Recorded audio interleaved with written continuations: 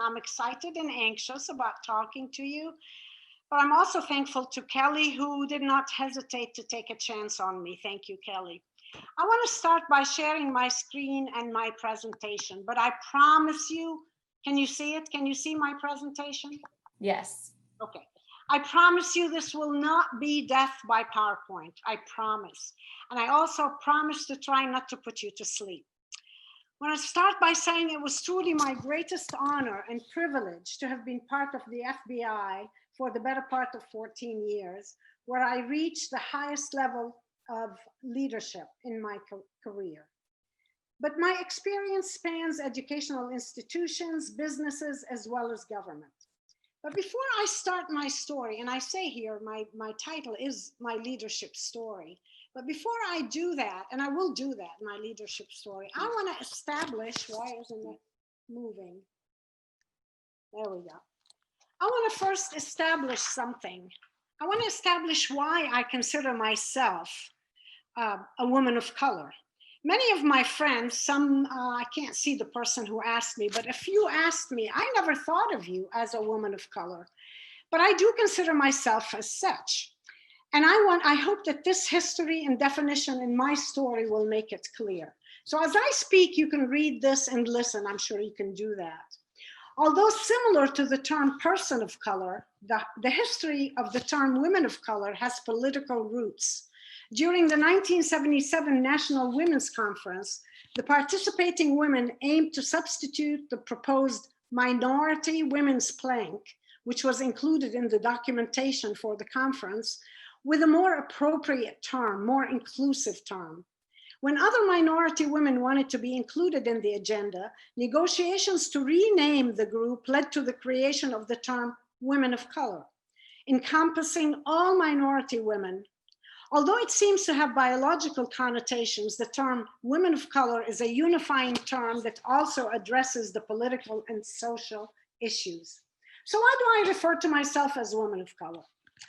Well, no one, for one thing, nobody seems to be quite certain where I belong. I certainly don't sometimes. I don't know where to catalog myself. I am the daughter of Palestinian immigrants who escaped Zionist takeover of Palestine to Lebanon before I was born even. I was the first non-native speaker of English to become a professor of English at the American University of Beirut. I have worked in the US in education, business, and government. Throughout my career, I always felt I had to prove myself more than other employees did. I never know what to say on the census or on questionnaires. Can you see the arrow here, Kelly? Can you see the arrow move? Okay. Yes. It says Middle Eastern Americans, okay, women of color. But Middle Eastern Americans or from the Middle East somehow is not a recognized minority with privileges. I am darker than most American white women and lighter than Black women. I speak English with an accent, and in many of my jobs in the US, I was not given the same opportunities as others or paid the same as others with my or lesser qualifications because of my accent and because my degrees were not from a US university, no matter that the American University of Beirut is recognized by the state of New York. It was difficult for me to find a job in Houston in the 1980s because of my foreignness. I was foreign. So for me, the woman of color is more being a woman and being foreign more than anything else. Plus, you have to remember that most of my career until probably 9/11 was in the previous century. I know it's very difficult for some of you young ones to realize that. Besides, students at Prairie View A&M University, which is a historically Black university, refused to consider me white. And I'll come to that. There's a story in that. I will tell you later. So there you go. I'm a woman of color. I hope you're convinced, especially my friends. All right, what I aim to do today in the next 25 minutes or so, I'm going to try to stick to 30 minutes, but it won't. It'll go to 38 or so. What I intend to do is tell you my story from immigrant to government leader and all the steps in between and the obstacles that I faced and the help that I got. I was very fortunate to get help. I had a lot of mentors and sponsors. This part of my talk, I'm afraid, is all about me. I love to talk about me, don't you? But I'm sorry about that, but that's what I was asked to do, to talk about. Afterwards, after I finish this, the part of my story, I will sum up this story with some highlights of what worked for me and then open it for questions. Sounds good? Give me the thumbs up if this sounds good for you. Sounds interesting. Perfect. I'll start at the beginning so you can see the whole package and how it all ties up together as though my life was guided or charmed or something. I'm not sure if it's my personality, my refugee immigrant roots, or just plain luck, but I did make it to the position of leadership that I really wanted. In my late 50s, think about that, in my late 50s, not before. From the start, I had an advantage that many women did not have in the third world country and in the previous century. I was raised by parents who, for their age and background, were comparatively well-educated, successful, and respected in their communities. They taught me important lessons such as the value of self-identity, pride, hard work, seizing opportunities, and striving for excellence. I was born and raised in Beirut, Lebanon, and despite their financial and social difficulties as immigrants from Palestine to Lebanon, my parents valued education. I grew up with no doubt in anyone's mind, certainly not mine, that I will go to the best available college, and that was the American University of Beirut. But money was not abundant, and AUB was very expensive. USAID, I don't know if you're familiar with it, Agency for International Development, offered me a full scholarship because I had good grades, with tuition, books, fees, and incidentals all paid, and a modest monthly spending stipend on top. But there was a catch. I had to change my major from chemistry to English and get a diploma in teaching English as a foreign language. I really wanted to be a pharmacist, but they wanted me to teach English. What did I do, you think? I rolled with the punches. I seized the opportunity. If you look at my transcript, you will see all A's, A minuses, A pluses, with the exception of one D in literary criticism. You would think that someone would question that anomaly, right? But no one did, and I did not make waves. In the 1960s, a young woman, especially a local young woman, who is harassed, sexually harassed, had no chance of having her word heard and believed if it goes against the word of an American expatriate and a PhD professor. Anyway, I graduated with a master's degree in English and a TEFL diploma, TEFL, teaching English as a foreign language, and was offered a teaching position in the English department thanks to one of my mentors, a professor in the English department. My last semester teaching, I was called into the chair of the department's office and asked to make sure that one of my students, the son of a minister in a neighboring country, and by minister, I mean political minister, minister of something, not religious, that this student gets a good grade in his English class.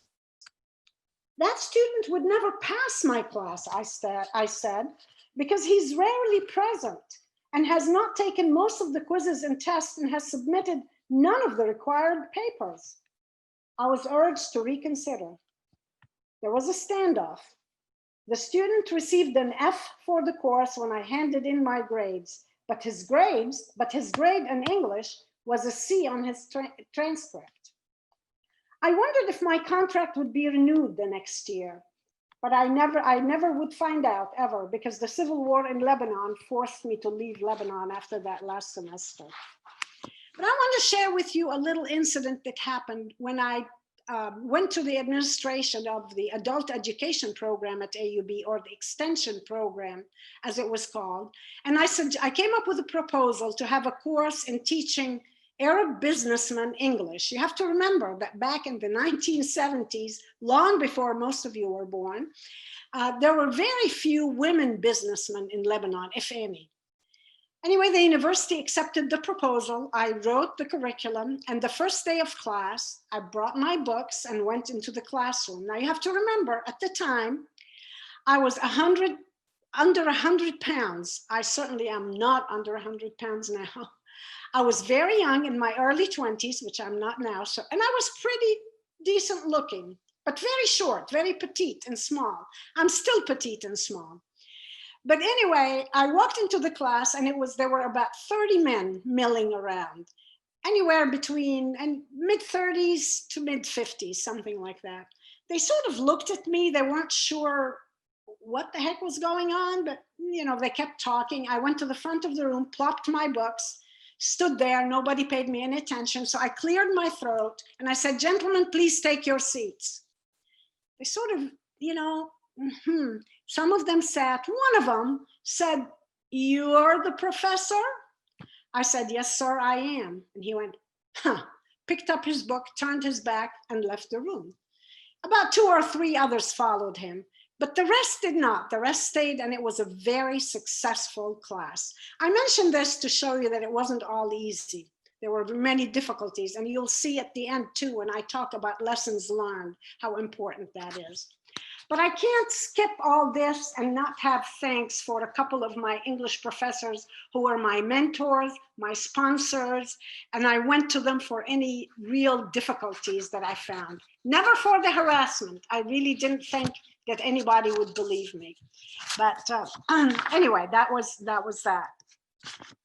In 1973, I met a dashing young American journalist, Joe Kamelik, in Beirut. And eventually in 1976, I married him during a raging civil war in Lebanon. I had to stand up to many armed elements, as they were called in the press, who on many occasions accused Joe of being a spy. One such time was during our wedding, when the guards of the streets where we lived and had our wedding gave us a submachine gun as a wedding gift, jokingly. But I didn't know it was a joke. All I knew was I looked up, probably after a couple of glasses of champagne, and I saw this submachine gun, and I panicked. I thought they were coming after Joe. So I went there, and you can see me in the picture, and I gave them a piece of my mind. Joe Alex Morris, an LA Times reporter, wrote about our wedding in an article which was syndicated and appeared in dozens of newspapers in the US and around the world. If you want to read that article, I don't mind sharing it. I'll send a copy electronically to Kelly, or you can email her or email me and I'll share it with you. I mentioned this story to emphasize that I was never a wallflower, ever, and I still am not. I have always been a forceful and determined person. A white man with these attributes would have gotten to his position of leadership much sooner than his mid-50s, I think. Anyway, my Joe and I escaped the snipers and the shelling and got out of Lebanon. We moved from Beirut to Chicago, and I will get to Chicago in a minute. But before I get to Chicago, I want to tell you something that happened when we moved from Chicago to Houston about 3 years later, when I became a citizen. I went for my swearing-in ceremony, and Joe accompanied me because he was always proud of my achievements and my greatest supporter. At the time, the swearing-in was in a very private ceremony in judges' chambers, and not a mass affair the way I understand it is now. There were a couple of candidates who went into the judge's chamber ahead of me, one at a time, and got out within 2 to 3 minutes after their interview and swearing in. And they came out to the congratulations of their relatives waiting in the waiting room. When it was my turn, I went into the judge's chambers. The judge was a Black woman. She asked me a couple of easy American history questions. One I remember was, who was the first US president, something like that. But then she graduated to more difficult questions, much to my surprise, like, when was the 19th Amendment to the Constitution ratified? Fortunately, I had studied my head off for this, and I knew, and I hope all of you know when the amendment to the Constitution, the 19th Amendment was, and I hope you know what that is. That's the amendment that gave us women the vote, so be cognizant of that. I knew the answers, And she was impressed, I think. After a long conversation during which the judge and I shared many stories from our lives, she brought out a Bible, knowing that I was an Episcopalian after we chatted, and asked me to put my hand on the Bible and swear that I would give back to this country during my life here because I have been given much. Give back to this country at the time you see fit, when you see fit, and however you see fit, she said, but give back because you have been given much. I did swear. My interview lasted more than 35 minutes compared to the normal 2 to 5 minutes. When I went out to the waiting room, Joe was pacing the waiting room, concerned that maybe my outspokenness had led to my deportation or even worse. But her words stuck with me. She was probably my first mentor in the US, and I will mention her again later on. Back to Chicago, and my first job for an educational publishing company called Denoyer Geppert, which was a subsidiary of the LA Times at the time. It's been sold many times then. It was the company had a multi-million-dollar contract with Saudi Arabia to produce educational materials. I was in charge of product development and translation, a most vital position for this contract, since I was the only one who spoke Arabic, and the products had to be produced in Arabic. However, my salary was not even close to that of other managers. I was in my office when I went into labor 2 years later, still working for Denoyer Geppert, but I was given no time off at all. So when I had my baby after C-section, 5 days after a C-section, I went right back to work. I had to wake up, feed the baby, nurse the baby, give her to her father to burp and change, run to my office, 20 minutes away. 11:30, I'd run back to home, combining my break and my lunch hour, nurse her again, give her to her father, and run back. By that time, she would be, you know how a newborn is, just every 2 hours. Well, that couldn't last long, you know that. But that stuck in my mind how difficult it was for me when I had my baby. And I did something about it when I became a manager. That's why I mention it now. Anyway, since that didn't work very well, we left and we went to Houston. We moved for Houston for many reasons. We spent 25 years in Houston. During the first 10 years, I tried unsuccessfully to get a job with various companies, especially with my experience in Chicago and the language advantage I have and all the oil companies that dealt with Saudi Arabia, but I had no luck. My degrees from the American University of Beirut, not a local, not A&M, not UT, not an American university, my accent during the very few interviews I had, my foreignness did not help. So I went to teaching college.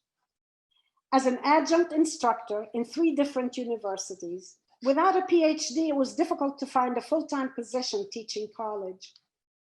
But without benefits or health insurance, it was difficult to remain an adjunct. So I moved to a full-time position at Prairie View A&M University, historically Black university. And I have to tell you that story personally without reading my notes. I read about that job in the paper. The university wanted an English teacher who was a specialist in writing, who can handle technology, because the university had gotten a grant with computers and they wanted a computer lab to help students with writing. So I applied, I sent my resume, and I went for an interview with a wonderful man, chair of the English department. I will never forget his name, another mentor of mine, Bill Chapman. And in the interview, he asked me, he said, your resume is impressive, but do you know computers? I said, yes, my husband and I have always had, and we always had word processors, computers of some kind. He said, do you know Macintoshes? I said, not a clue. I always had PCs, but I can learn. I'm a fast learner. He said, well, I have 25 computers still in their boxes, which we got from a grant last summer. Can you put them together and be ready to open the language lab on Tuesday after Memorial Day? And I thought, this is Thursday before Memorial Day. I said, you know what? I will try. I will try my best. He said, you know what? I have no choice. Obviously, I was the only candidate. So he said, you've got the job. So I went out, found a phone, called Joe. I said, Joe, I'm not coming home. I'm not coming home until Monday night. So deal with whatever. He said, that's fine. Do whatever you see fit. He was always a great supporter. So I went the first night, Thursday night. All I did was I opened all the boxes, put all the computers, and you can see a picture here, right here, with one of the students. I put all the computers together, and then I had to connect them. Remember, there was no Wi-Fi there. We're talking about the late 80s, early 90s. So no Wi-Fi. I had to connect all of them with wires, connect them to the server, figure out how they talk to each other, decide on the curriculum, how the students can use writing. And the language lab computer lab was open on Tuesday morning. Again, this story will come up. Remember it for later. The students and faculty at the Prairie View treated me as an equal and considered me Black. For example, when I once expressed my opinion on a matter of politics, a student said, oh, Miss Kamalik, you're talking like a white girl. So see, what am I? But the pay was abysmal. So I decided this doesn't work. So I moved to a transportation company in training and quality control. Again, I knew nothing about quality control. But a day before, or about 2-3 days before the interview, I went to the library. I spent 2 whole days in the library. We had no internet, and it's easy now to do research. I spent 2 days in the library reading about ISO 9000 and quality control. And I got the job with a lucrative pay. However, there again, men who headed lesser programs than mine and were not quite as educated or qualified were directors. I was a manager with a discrepancy in pay associated with both. Shortly after 9/11 happened, I remembered the judge at my swearing in, and I remembered my promise, and I knew I had to do something. So I applied and I became a translator, or as they're called, linguist with the FBI. All right, we'll move. Working for government was the closest to equal pay I have encountered, but there were bumps and hiccups. In Houston, as an FBI linguist, I worked in translations of audio and documents from and into Arabic, and couldn't believe that I was paid so well to do something that comes so easy. When the supervisor asked for someone to volunteer to go TDY, or temporary duty, to headquarters, I seized the opportunity, knowing that making contacts at headquarters may lead to other chances for advancement.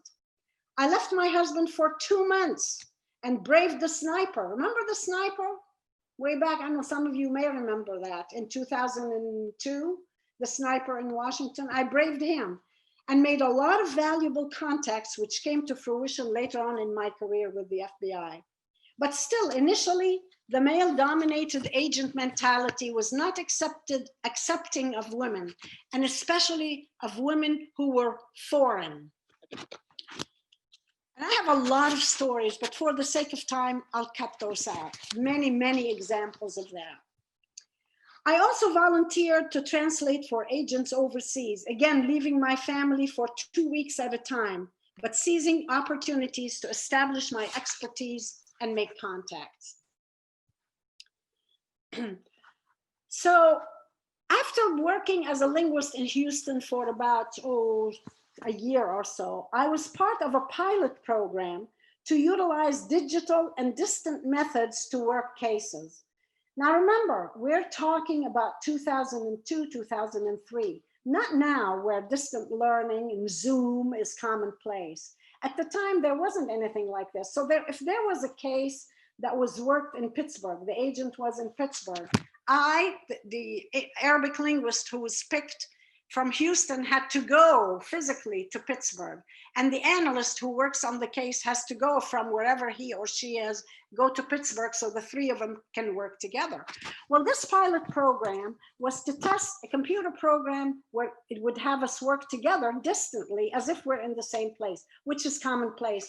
I know many of you young people don't even understand why that was a problem, but it was a big thing.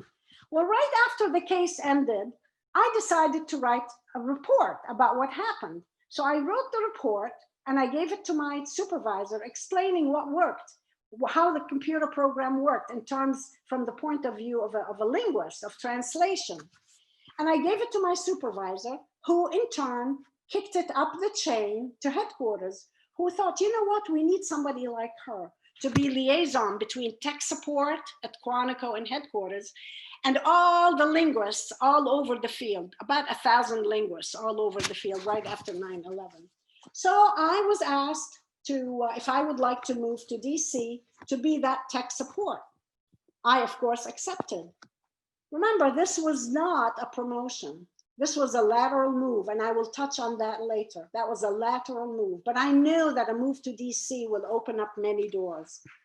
Sure enough, I moved to DC as tech support, and I traveled a lot, leaving my husband again many a time. But after about 6-7 months of this, and I loved that job, but after that, there was a big concern in Congress and all over about the accuracy of translation. How do you know that this Arabic linguist or this Chinese translator or whatever language, how do you know that this translation is complete, has all the information necessary, and is correct? How do you know? Do you have quality control? Well, I again raised my hand, me.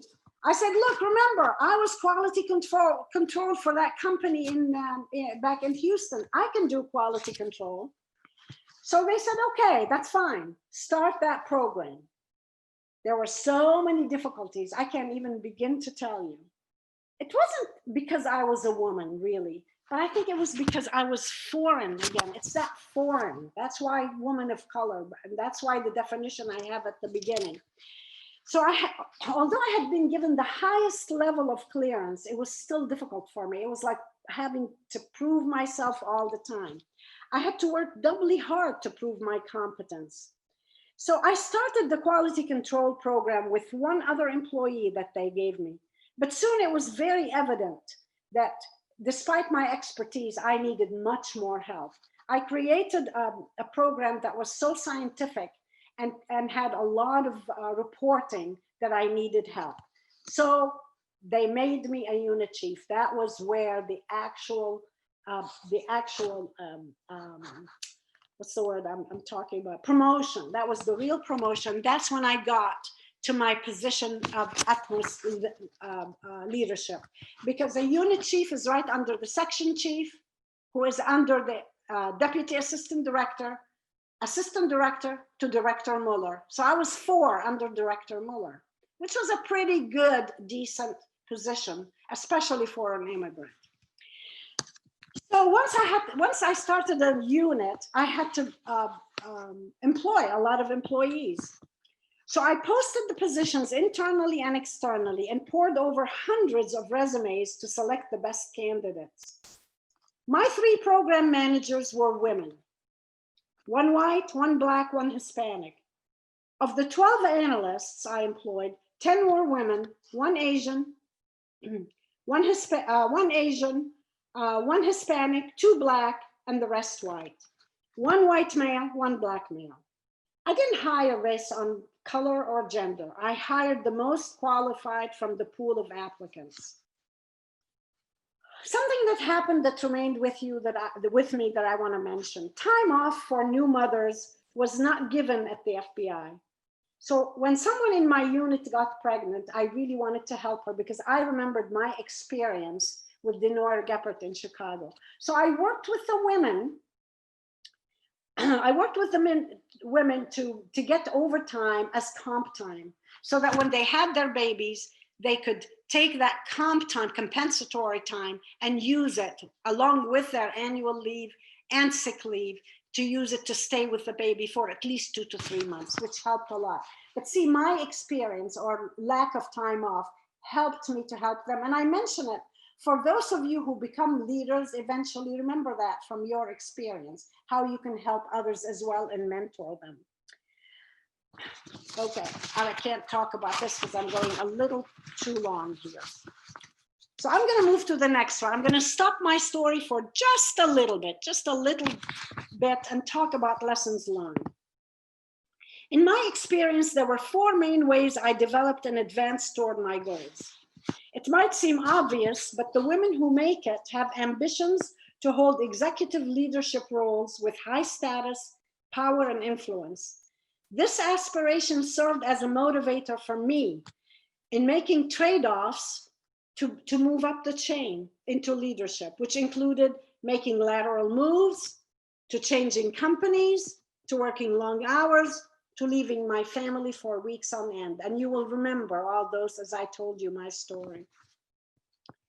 Transitioning from first-line leader to mid-level leader requires women to believe in their ability to perform across a variety of situations, identify and seize opportunities, and promote their capabilities and interests. Acknowledging my desire for advancement and seeing myself as a leader allowed me to step outside my comfort zone, to raise my hand for assignments, acquire skills, and take roles beyond my area of expertise. This allowed me to explore unfamiliar functions and units to gain experiences that were new, difficult, and uncomfortable. Remember Prairie View technology? I said I knew computers, but I moved to Apple.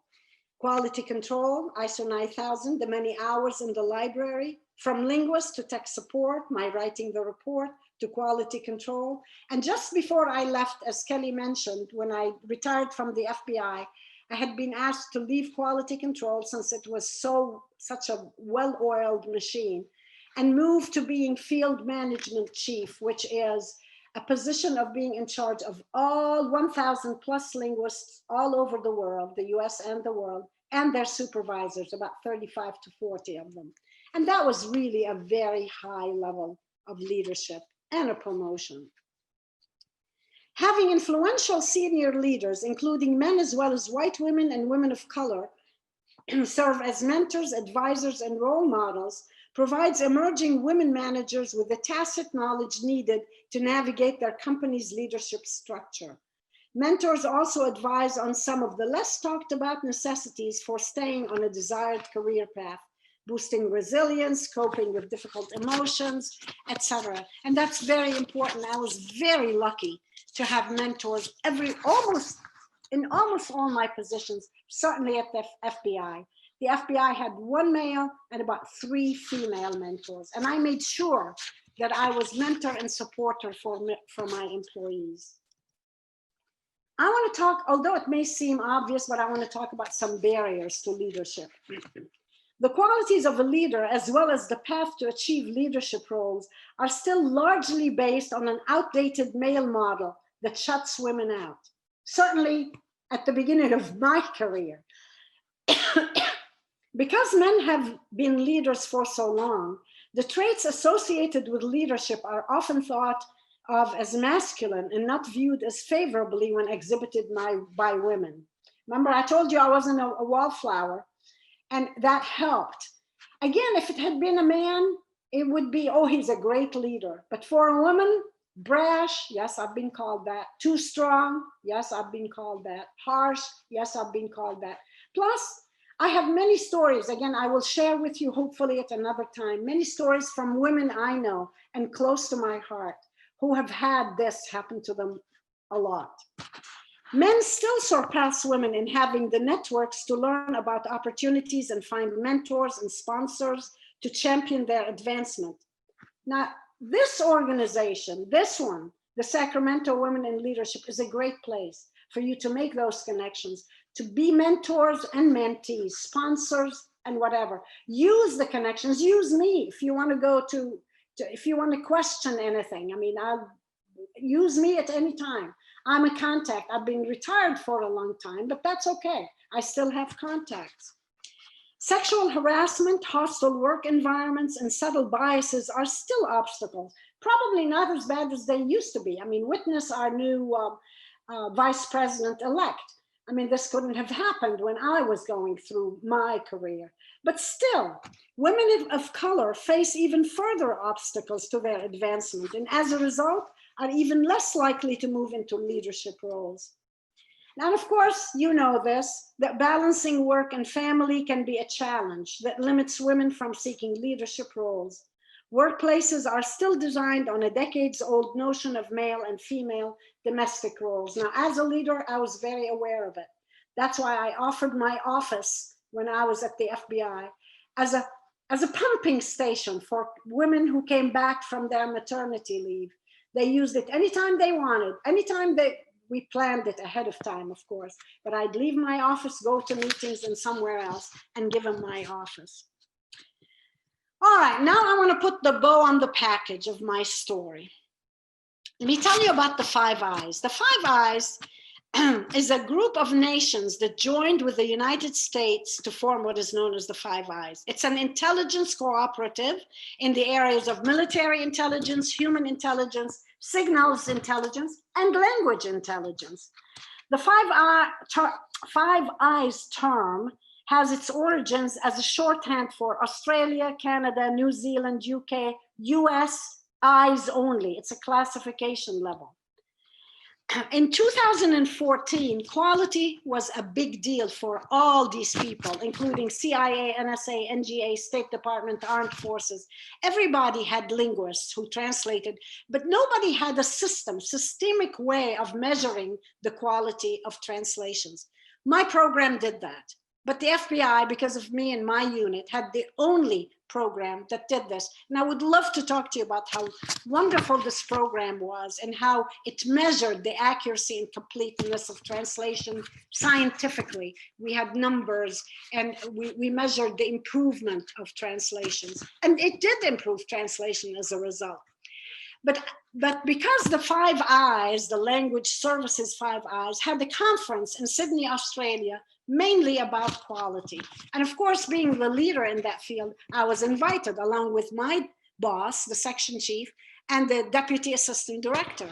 So we went to Australia, and the first day, we sat in the Australian Language Services conference room, beautiful, huge conference room, overlooking the bay and the Opera House. Anybody who's been to Sydney would know the Opera House. You looked out the window and you saw the view that I have in the picture here.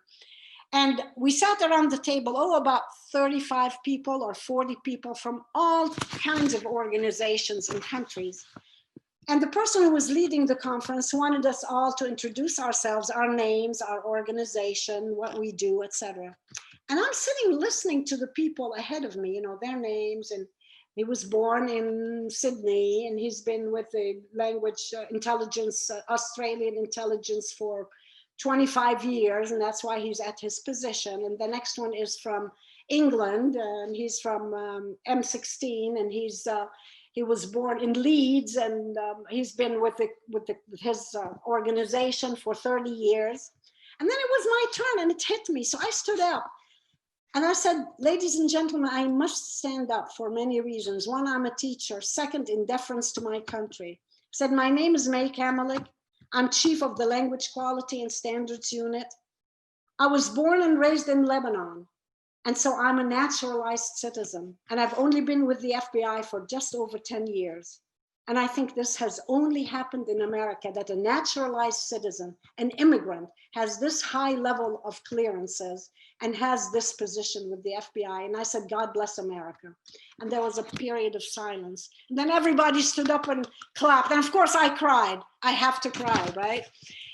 But anyway, I say this because it was like the bow on the package. And I remembered the judge, and I thanked her, and I told her, my debt is paid. I'm done. And I leave you with a quote from Eleanor Roosevelt, whose biography I'm reading now with difficulty. It's not easy. No one can make you feel inferior without your consent. And I'm sorry I went over my allotted time, but I left a lot out, and I'm going to stop sharing and open it for questions. Thank you so much. That was great. that it's really great history, and don't worry about the time. The story was awesome, and hearing all about your experiences. Some things I haven't even heard yet, and I know that's something. I gave a talk about my experience in the FBI for an organization here on campus. And my daughter came to it and she said, Mom, a lot of this stuff I didn't know. I didn't know about the judge, for example. I said, well, you know, it's, you don't go around talking about these things. Yeah.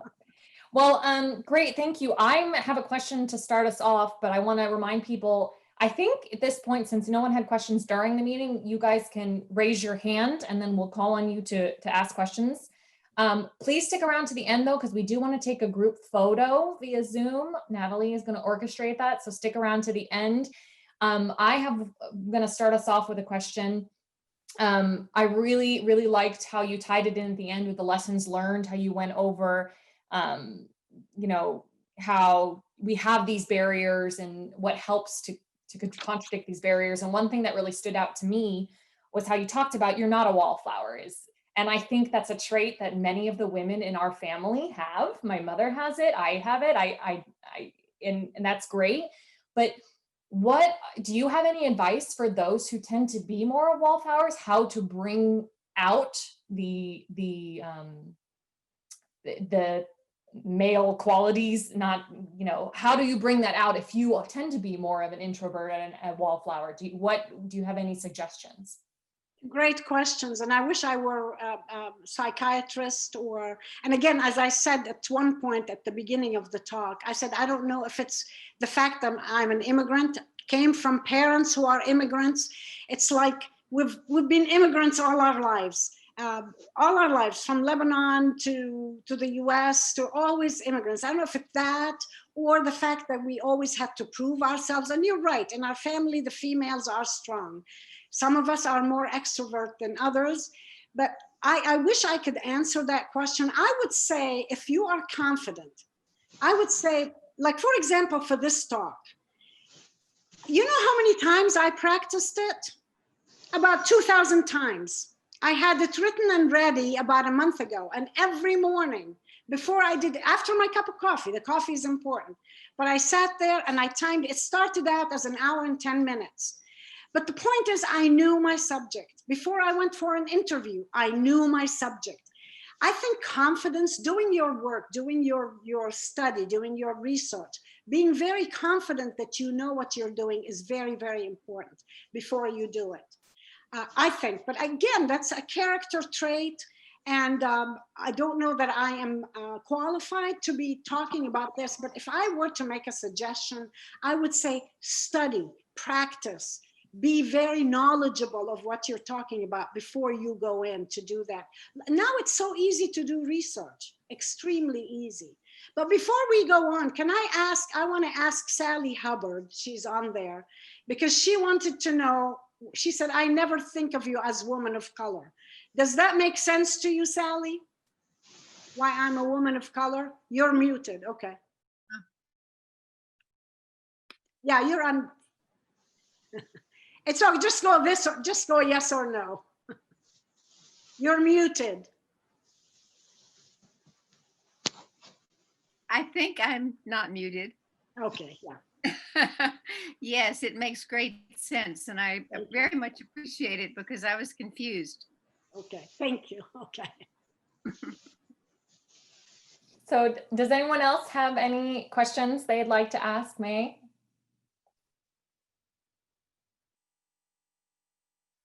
I'll go. Thank you, May. Awesome talk. I really enjoyed it, and I liked your injection of humor also in the talk. My name is Sumedha Gulati, and I'm the Vice President of Women in Leadership Sacramento. And my question relates to, you mentioned a very strong role for mentors in your journey. What would you say are like what would you, when you are identifying mentors for yourself in this process, what are some of the qualities that you look for? Excellent question. Thank you for asking. I'll talk about the FBI. One of them was my supervisor. Actually, she wasn't. She was the supervisor of my supervisor. So she was when I first started at headquarters. But she was a very compassionate woman. I could almost, I don't know, again, I have that blessing, I guess. I could feel that she's compassionate. And I talked to her. I said, can I shadow you? Can I see what you do? Because I don't know if I want to move up. I'm old, because I started old with the FBI, and I didn't know, if I have the chance to move up. And she said, absolutely. And I shadowed her in her meetings and because I had clearances, so I could accompany her. So shadowing is a very good way of helping others, having them shadow you. But how did I identify her? I don't know. I went with my heart. And I guess you could ask someone and they can say, no, absolutely not. I guess it could happen. Never happened to me. On many occasions, I had, like the president of Denoyer Geppert in Chicago. He's the one who was my mentor and supporter. But he was fired. So I ended up without him, without a mentor, floundering when I was pregnant. So it was very, very difficult then for me. So sometimes it works, sometimes it doesn't. I hope I answered your question. Did I? Yeah, I think so. So you kind of test them out when you shadow them, sounds like. Yeah, exactly. And again, thank you for appreciating the humor. Actually, if we were in person, it would have been a much funnier presentation because my movements and my jokes would have come through better. Thank you. Lovely, and it looks like you have your hand up. You want to ask a question? Yes.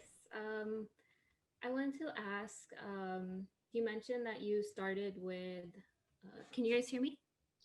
Yeah, I can now. I came closer to my microphone. Okay, sorry. I wanted to ask, since you mentioned that you first were interested in chemistry as your major, was there, reflecting back, was there ever a position, or did you ever think about what you could have done, or what was there ever a position that you wish you had taken but were kind of hesitant to take because of leadership? Good question. Not really. I mean, and that's something else, no regrets. I don't think I've ever regretted anything I have done. As long as I have done it in a clear conscience.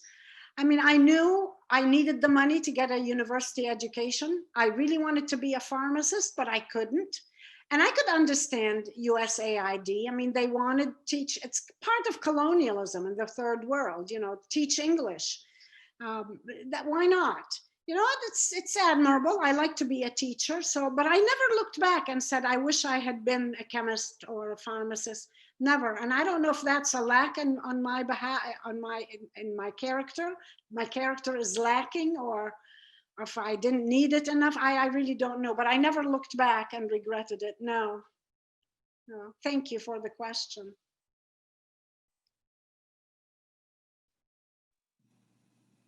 Anyone else? Feel free to just unmute yourself and ask questions.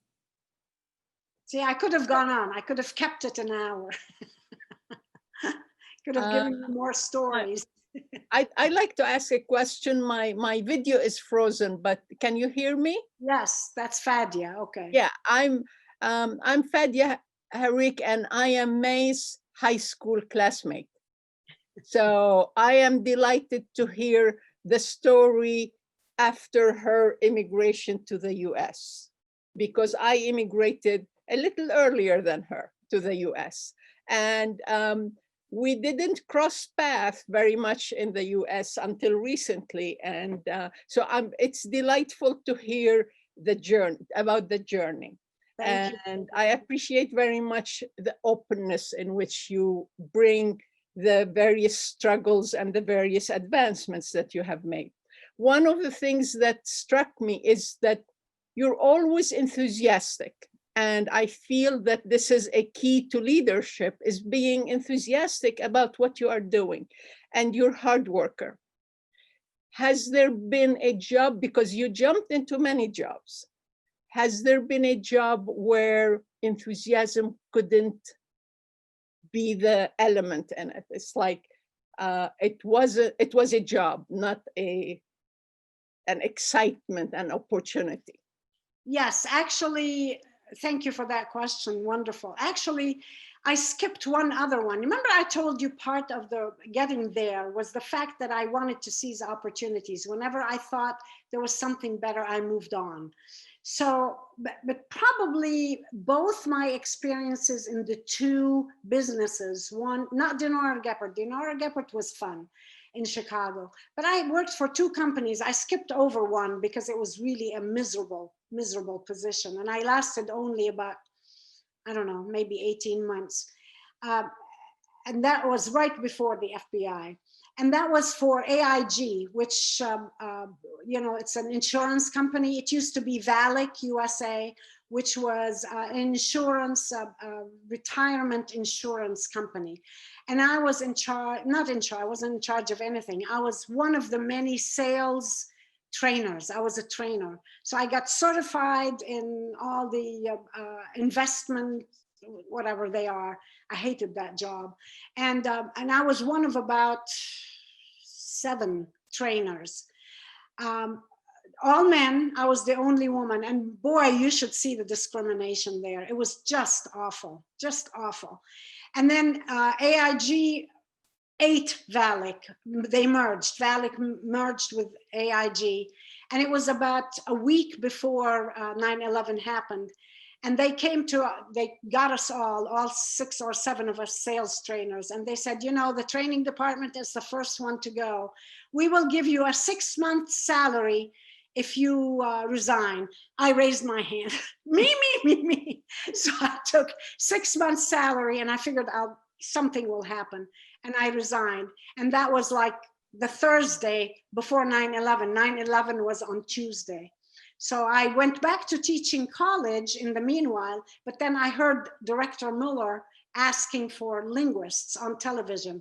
And I thought, the judge, I need to go translate for the FBI. And that's what happened. But yes, there were 2 in business. One, it was Eagle USA, and one was VALIC. They were miserable job. And I tried to keep enthusiastic and upbeat, but it was very difficult. I didn't last long. Good question. We have a question that was sent to me, and I'm just going to read it to you because Meredith Mike's doesn't work. Did you ever feel set back because of the inequalities you faced? How did you channel your energy in those times where you felt held back? Women are expected to be perfect all the time, but we know that's impossible. So how did you channel your energy in the times you were set back? Good question. And I'm sorry if it didn't come through. Again, maybe it's all the cuts I made. I know what I'm saying here, but because I cut my story on so many levels, maybe that was lost. Yes, which is funny again. And again, that's insecurity. And I know my insecurities.